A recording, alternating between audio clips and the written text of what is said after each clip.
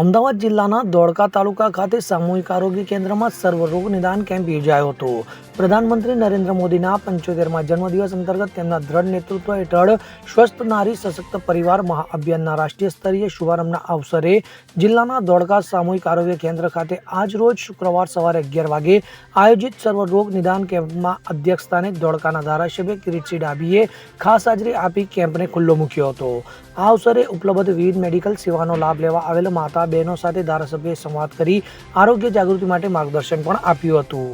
તેમણે સ્વચ્છતા જાળવવા તથા સ્વદેશી ચીજવસ્તુઓ અપનાવી આત્મનિર્ભર ભારતના નિર્માણમાં સહભાગી બનવા હાકલ કરી હતી.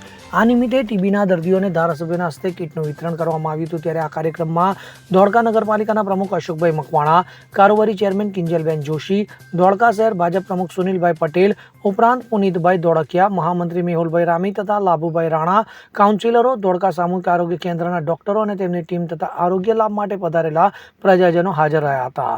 તો સર્વરોગ નિદાન કેમ્પમાં વિવિધ રોગના નિષ્ણાત ડોક્ટરોએ કેમ્પમાં આવેલા દર્દીઓની તપાસ કરી સારવાર કરી હતી.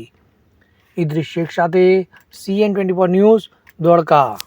હવે જુઓ દેશ દુનિયાની તમામ ખબરો તમારી આંગળીના ટેરવે. ઉઠાવો મોબાઈલ અને Google Play Store પરથી ડાઉનલોડ કરો અમારી CN24 ન્યૂઝ મોબાઈલ એપ.